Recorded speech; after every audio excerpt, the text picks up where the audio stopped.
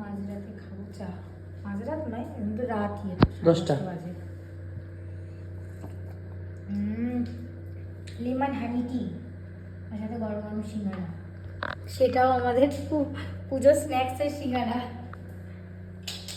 কেমন লাগছে? ভালোই লাগছে, কিন্তু একটু সন্ধ্যেবেলা একটু ভালো হতো না, বেশি রাত হয়ে গেছে।